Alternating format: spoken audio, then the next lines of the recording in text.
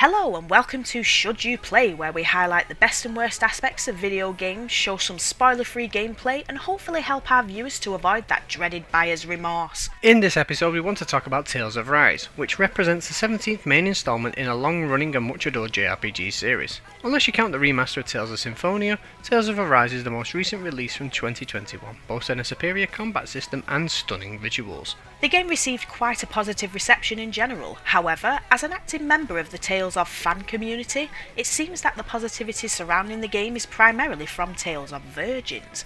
This is likely due to how far removed from previous installments Tales of Arise feels in terms of characters, world design, gameplay, difficulty and storytelling. Whether this is a good thing or a bad thing is down to the individual. The game has certainly been successful in introducing the Tales of series to new audiences, but we wanted to highlight some of the game's best and worst features so that you can decide for yourself. So, is Tales of Arise worth playing? Let's start by discussing the story. Set in the lush world of Dana following 300 years of Renan tyranny, masked Danan slave and protagonist Alphen teams up with runaway Renan Shion to create a new future by defeating 5 lords. They both look to change their own fates in the process and uncover the mysteries surrounding Alphen's origins and amnesia, and find a solution for Shion's severe case of X-Men rogues look but don't touch syndrome. The 5 lords each possess master cores that are made up of astral energy, or mana, harvested from Dana through the arduous labour and sacrifice of the enslaved Danan people. A series of events unfold at the start of the game which reveals Shion as the bearer of the Blazing Sword, a powerful weapon born from a stolen master core that horrifically burns its user. Alphen's questionable inability to feel pain makes him the ideal wielder of the sword, and Shion's healing arts provide valuable support. With this newfound power, the pair begin a mission to liberate the Danan slaves from their masters. We don't want to say any more than that, but trust us, in true JRPG fashion, the plot goes off the rails towards the end. It's totally crazy. There are several companions in the game, each with unique personalities, backgrounds and combat abilities. The Tales of series has always placed an emphasis on character development, offering a diverse array of party members, and Arise is no different. Alphen and Shion are joined by Law, Dohalim, Rinwell and Kisara, all contributing something unique to the team.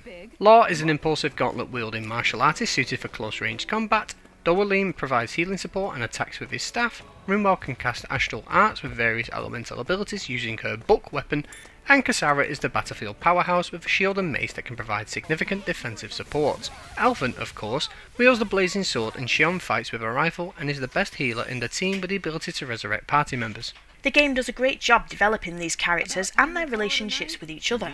The skits are very sleek and feel contemporary, each character has their own story to tell, and you can interact with party members at campfires, and roll your eyes at Shion and Alphen's epic sexual tension. Or roll your eyes at the weird, self-imposed shame Shion keeps portraying whenever her stomach grumbles, which is a very odd thing I've noticed keeps cropping up in JRPGs. When did a woman being hungry or having a big appetite become something to be embarrassed about? I'm not sure if it's supposed to be funny, but this game definitely lacks any significant levity. For me, unfortunately, it's the characters that I believe are the weakest aspects of this game. This is likely due to how tame their personalities are to me in comparison to previous Tales of games. I don't like the lack of energy and boredom portrayed in interactions. Normally, I absolutely love watching all the skits in Tales of games and getting to know everyone because the characters have a great dynamic, are likeable and interesting. But in Tales of Arise, I found myself skipping the skits because there are so many of them. They are not short, and my lack of interest for the characters themselves made the skits dull and long. Admittedly, I'm not a fan of JRPGs or the Tale of series, but I have watched Heather play this game, and the length of the skits are pretty ridiculous, and they are often presented with multiple skits stacked one after the other, instead of being scattered, which of course makes it tedious. If you are unfamiliar with previous Tales of games, or the JRPG genre in general, then you will likely have no idea what Heather is talking about, but they have definitely scaled back personalities to make the game more palatable for those not accustomed to the flamboyancy and whimsy found in Tales of games.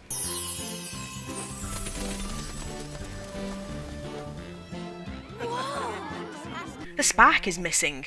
The characters are just too normal. Even more docile, introverted Tales of protagonists from the past like Yuri Lowell have their eccentricities, charisma and general likability. It's hard to believe that the voice actress for Shion is the same voice actress for the ridiculous, over-the-top Magalu in Berseria. How many times have I told you? A magician's apprentice must wear a pleasant grin. Now that we've covered what we believe is the worst aspect of the game, let's talk about what we believe is the best, the combat system. The characters are definitely diverse, and what they lack in personality for me, they 100% make up for in combat. The default button mapping can make combat feel a little unnatural and janky, but once you remap the buttons, the combat is absolutely brilliant. This ends now! Consider yourself finished! Tales of Arise has a very streamlined live-action combat system that feels satisfying and impactful. This action-based combat is a unique blend of stringing attacks together and creating combos with classic JRPG mechanics such as boosting and character switching mid-battle. Firstly, you can choose your battle control setting. You can choose manual, semi-auto, which is the game's default and is basically auto-targeting, or you can choose auto, which makes the battle unfold automatically. Not sure why anyone would want to do this unless you were grinding and got bored. I would recommend switching the battle control to manual since this grants the most movement flexibility and is engaging. Each character starts with 3 slots for Mystic Arts, which are powerful ground and aerial abilities. You can use Arts until the blue Arts gauge depletes and you enter recovery state until the gauge refreshes. Each party member also comes with their own boost attack, which is accompanied by impressive flashy animations. The animations that accompany boost attacks are flashy, creative, colourful and mesmerising, and I never tire of them. Astral energy! Say no more!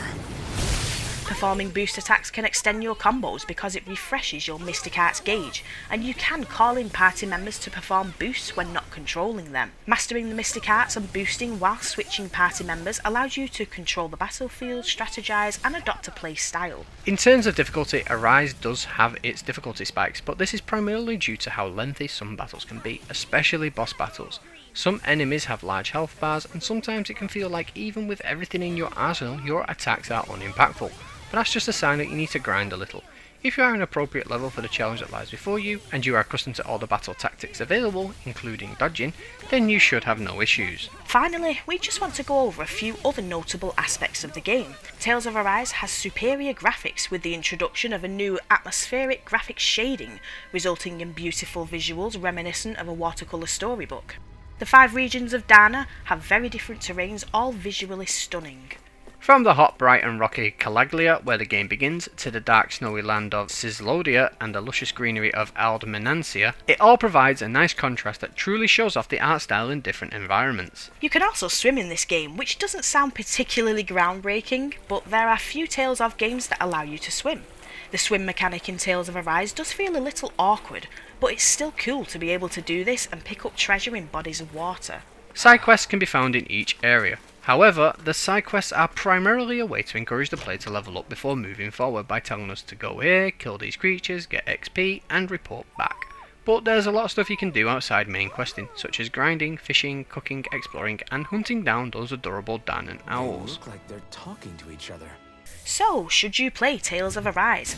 I would say yes, especially now that you can purchase a physical copy of the PS4 or PS5 game on Amazon for between £20 and £30. I wouldn't spend £50 on a digital copy through the PlayStation Store though, that's asking a bit much, considering the game has been out for 2 years now. Tell that to Nintendo, who price all their big releases at AAA tier perpetually. But yes, Tales of Arise is worth at least a single playthrough. It may feel quite far removed from previous Tales of games, but it didn't win Best RPG at the Game Awards in 2021 for no reason. The game does manage to retain notable themes and mechanics from previous games, and even though I didn't care for the characters, I thoroughly enjoyed the game and I will likely play it again, but it doesn't make it into my top 3 favourite Tales of games. Let us know your thoughts on Arise in the comments below and whether you agree with our assessments. I've been Craig. And I've been Heather. This is Amalgamingle, and thanks for watching. Throw them away!